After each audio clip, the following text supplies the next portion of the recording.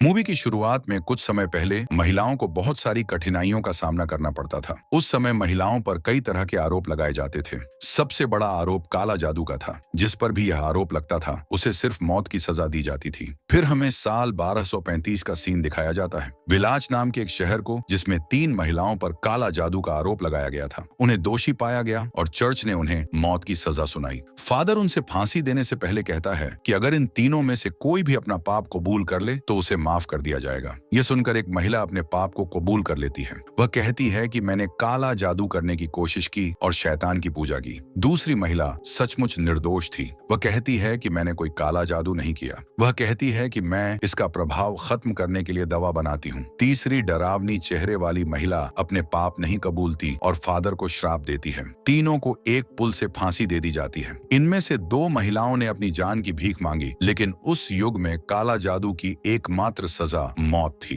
फांसी के बाद सैनिक उनके शवों को पानी में लटका देते हैं और वे चले जाते हैं, लेकिन फादर उन्हें रोकता है और कहता है कि हम उनके शवों को ऐसे नहीं छोड़ सकते और हमें काला जादू के प्रभाव को खत्म करना होगा। इसके लिए उन्हें सोलोमन की किताब से कुछ शब्द उनके शवों पर बोलने होंगे, वरना परिणाम बहुत बुरा हो सकता है। लेकिन सैनिकों ने उसकी बात नहीं मानी। वे फादर की बात सुनकर चले गए। आधी रात को फादर सोलोमन की किताब लेकर नदी पर पहुंचता है और इन महिलाओं के शवों को एक एक करके निकालता है। फिर वह उनके शवों पर कुछ शब्द बोलता है, जिन्हें मंत्र कहते हैं, धार्मिक शब्द। 2 महिलाओं के शवों से शैतान बाहर निकलता है, लेकिन तीसरी महिला जीवित हो जाती है। लेकिन वह एक भयानक डायन बन चुकी थी। वह फादर को उसी पुल से लटकाकर मार देती है। कई सालों बाद 13वीं सदी दिखाई जाती है। उस युग में युद्ध शुरू हो गए थे। चर्च की ओर से लाखों लोग युद्ध में हिस्सा लेते थे। उनमें से सबसे बहादुर 2 सैनिक थे जो हर युद्ध में बहादुरी से लड़ते थे। वे दोनों दोस्त हैं और एक दूसरे की परवाह करते हैं। उनमें से एक का नाम फेल्सन है और दूसरा का नाम बेमन है। उन्होंने चर्च में शामिल होकर बहुत साहस दिखाया और अपनी वफादारी साबित की। फिर उन्होंने साल 1544 में यहाँ हमला किया। उन्होंने उनके साथ युद्ध किया और बड़ी संख्या में लोगों को मार डाला, लेकिन जल्द ही उन्हें युद्ध में पता चला कि उनके खिलाफ लड़ने वाले कोई सैनिक नहीं थे, बल्कि महिलाएं और बच्चे थे। उन्हें यह तब पता चलता है जब बेमन की तलवार एक महिला के पेट में घुस जाती है। वे चारों ओर महिलाओं और बच्चों के शवों को देखकर परेशान हो जाते हैं। वे इसके लिए अपने नेता को दोष देते हैं और वे कहते हैं कि हम इन निर्दोष लोगों को मारने के लिए युद्ध में शामिल नहीं हुए थे। हम इन पर अत्याचार नहीं करेंगे। इस फैसले को सुनकर वे दोनों विद्रोह कर देते हैं। वे अपनी सेना छोड़कर अपने देश लौट जाते हैं। उन्होंने चर्च के फैसले का पालन नहीं किया, इसलिए वे विद्रोही बन गए। लेकिन उन्हें छिपना पड़ता है क्योंकि ईसाई धर्म का प्रभाव बढ़ रहा था और उनके कानून बहुत सख्त थे, जिसमें विद्रोह, विश्वासघात और आज्ञा ना मानने की सजा मौत थी। वे स्टायरिया से गुजरते हैं। वे जंगल में एक घर देखते हैं जहां वे मदद के लिए जाते हैं, लेकिन वहां जाकर उन्हें आश्चर्य होता है कि उस घर में रहने वाला दंपति एक गंभीर बीमारी से मर चुका था। उनके शव बुरी तरह सड़ गए थे। स्टायरिया का माहौल उन्हें बहुत अजीब लगा क्योंकि वहां के लोग बहुत निराश दिखते थे। वे शवों को दफन नहीं कर रहे थे, बल्कि उन्हें एक जगह इकट्ठा कर रहे थे। कुछ लोग दया की प्रार्थना कर रहे थे, साथ ही खुद को नुकसान भी पहुंचा रहे थे क्योंकि फेल्सन और बेमन अभी अभी आए थे। उन्हें समझ नहीं आया कि क्या हो रहा था। तब एक सैनिक उन्हें बताता है कि यहाँ एक खतरनाक बीमारी फैल गई है जिसमें लोगों का शरीर सड़ने लगता है। ये बीमारी पिछले 3 साल से बढ़ रही है। वह कहता है कि मेरा पूरा परिवार इस बीमारी से मर चुका है। वे यहाँ अपनी मदद के लिए कुछ इकट्ठा करने आए थे, लेकिन उसकी तलवार एक सैनिक की नजर में पड़ जाती है और वे उसे पहचान लेते हैं। जैसे ही वे उस जगह से जाने वाले होते हैं, उनके सैनिक उन्हें पकड़ लेते हैं। वे उन्हें राजा के सामने पेश करते हैं। वह भी इस बीमारी से पीड़ित है। राजा फेल्सन और बेमन के बारे में जानता है कि वे बहुत बहादुर सैनिक हैं, लेकिन अब उन्होंने विद्रोह कर दिया है। राजा कहता है कि यह बीमारी नर्क से आई है, जिसे एक महिला ने इस दुनिया में लाया और हमने उसे कैद कर लिया है। वह कहता है कि इसका इलाज सिर्फ सोलोमन की किताब में है। वह किताब जेवरिक में है और हमें उन डायनों को जेवरिक ले जाना होगा। उनके नेता तय करेंगे कि उनके साथ क्या करना है, लेकिन हमारे सैनिक ऐसा नहीं कर सकते क्योंकि इसका हमारे सैनिकों पर तुरंत प्रभाव पड़ता है। वह उन्हें प्रस्ताव देता है कि अगर तुम यह करोगे तो चर्च तुम्हारे सारे पाप माफ कर देगा, लेकिन बेमन इसे करने से मना कर देता है क्योंकि उसे अभी भी पिछले युद्ध का पछतावा था। उनके मना करने से राजा नाराज हो जाता है और वह दोनों को जेल में डाल देता है। लेकिन उस जेल में वह डायन भी है। वह लड़की डायन जैसी नहीं दिखती थी, लेकिन बेमन को उसके लिए दया महसूस होती है जब वह आधी रात को अपनी चोटों और रोने की वजह से कांप रही थी। उसे उस पर तरस आता है और वह राजा से हाँ कह देता है कि वे उन्हें जेवरिक ले जाएंगे और यहाँ से जेवरिक पहुंचने में 6 या 7 दिन लगेंगे। उनके साथ फादर और एक सैनिक भी जाता है। उन्हें उस जगह के बारे में कोई जानकारी नहीं है, बस एक नक्शा है। बेमन नक्शे पर भरोसा नहीं करता। उसे किसी ऐसे व्यक्ति की मदद चाहिए जो वहां पहले जा चुका हो। एक व्यापारी उसकी इस मांग में मदद करता है। वह 9 साल पहले वहां गया था, उसे पूरा रास्ता पता था। वे 5 लोग हैं और डायन को एक पिंजरे में ले जा रहे हैं। ये लड़की किसी को भी डायन नहीं लगती थी सिवाय फादर के, क्योंकि वह जानता था कि वह डायन है। एक स्थानीय लड़का उनका पीछा कर रहा है क्योंकि वह भी वहां जाना चाहता था। वह बेमन से कहता है कि जब आपका मिशन पूरा हो जाए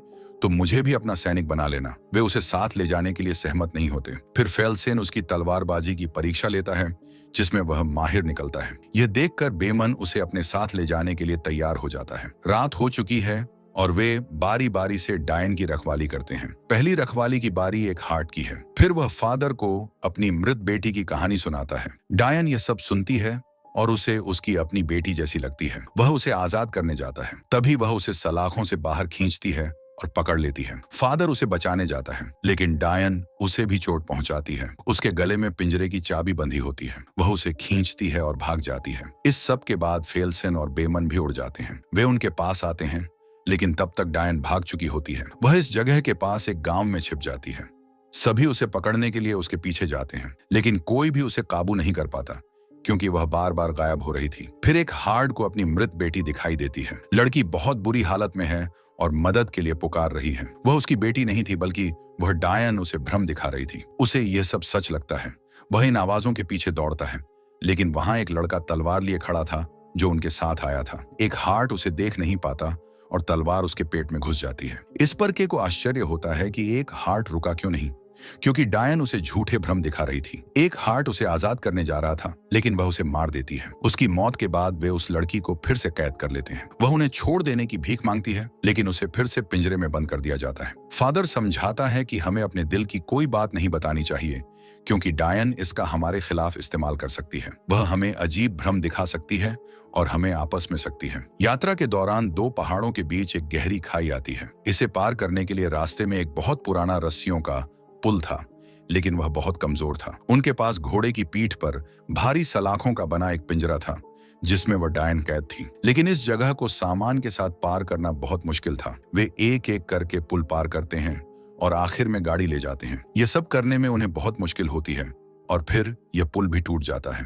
फिर वे एक गहरे जंगल में प्रवेश करते हैं। वह जंगल सबसे खतरनाक जंगल माना जाता था। जो भी वहां आता था वह बच नहीं पाता था। वहां कोहरे की मोटी परत थी। वे उस जंगल में रात बिताते हैं। उन्हें कोई रास्ता नहीं दिखता और व्यापारी पूरी रात सो नहीं पाता, क्योंकि जब भी वह सोने की कोशिश करता उसे बुरे सपने आते। ये सब उस डायन का किया हुआ था। और जब व्यापारी असुविधा को सहन नहीं कर पाता, वह अपना धनुष लेता है और डायन को मारने की कोशिश करता है, जिस पर बेमन उसे रोकता है। जंगल में कई दिनों तक भटकने के बाद जब उन्हें रास्ता नहीं मिलता, बेमन गुस्सा हो जाता है। वह गुस्से में डायन को मारने का फैसला करता है, जिस पर फादर उसे रोकता है। फिर फेलसेन बेमन से कहता है कि हमें हमारा गंतव्य पहाड़ की चोटी पर मिल गया है। जेवरिक वहां है। वहां पहुंचकर वे कई बार दरवाजा खटखटाते हैं, लेकिन कोई उनकी बात नहीं सुनता। बहुत इंतजार के बाद जब कोई दरवाजा नहीं खोलता कि दीवार पार करता है और अंदर से दरवाजा खोलता है। वह जगह बेहद शांत थी और फिर वे चर्च में प्रवेश करते हैं। वहां का दृश्य बहुत भयानक था। फादर सब कुछ देखकर बहुत रोता है, क्योंकि वे सभी उस बीमारी का शिकार हो गए थे। सभी उससे मर गए थे। फिर वे सोचते हैं कि शैतान ऐसे स्थान को कैसे प्रभावित कर सकता है। वे उसी हालत में मर गए थे। वे एक किताब लिख रहे थे। फिर फादर खुलासा करता है कि वे सोलोमन की किताब की नकल बना रहे थे। असली किताब उनके पास एकमात्र है। को खत्म करने के लिए कई धार्मिक या जादुई शब्द थे। इन लोगों को यहाँ आने की बहुत उम्मीदें थीं, जिस पर बेमन कहता है कि यह हमारी आखिरी उम्मीद है। कहता है कि वे लोग मर गए, वे बहुत बदकिस्मत थे, लेकिन केवल आप हमें इस स्थिति से मुक्त कर सकते हैं। फिर पुजारी इस किताब को खोलता है और धार्मिक शब्द पढ़ना शुरू करता है, लेकिन इससे उस डायन पर कोई असर नहीं होता। डायन की आवाज पुरुषों जैसी हो जाती है। वह बेमन की हर बुरी आदत का खुलासा करती है। उस डायन में एक शैतानी आत्मा बसती है। यहाँ सारे रहस्य खुल जाते हैं। फादर को एहसास होता है कि वह लड़की डायन नहीं है, बल्कि नरक से आई एक शैतानी आत्मा ने उसे अपने कब्जे में ले रखा है। वह शैतान बीमारी फैला रहा है और नरक से भागकर दुनिया में आना चाहता है। फादर शक्तिशाली मंत्र बोलना शुरू करता है, जिससे शैतान का असली रूप सामने आता है। शैतान का रूप भयानक है और वह सलाखों को पिघलाकर उड़ जाता है कि मंत्र झपना जारी रखता है, जिससे शैतान के अंदर एक चिंगारी जलती है। आग बढ़ती है और शैतान को वापस नरक में ले जाती है कि अपना मंत्र झप पूरा करता है। शैतान उस लड़की के शरीर से भी निकल जाता है। बेमन का बलिदान कई जिंदगियां बचाता है और उसके पापों को माफ कर देता है कि 3 शवों को दफनाता है और उस लड़की को साथ ले जाता है। वह खतरनाक बीमारी भी गायब हो जाती है और यहीं पर यह फिल्म, यह कहानी खत्म हो जाती है।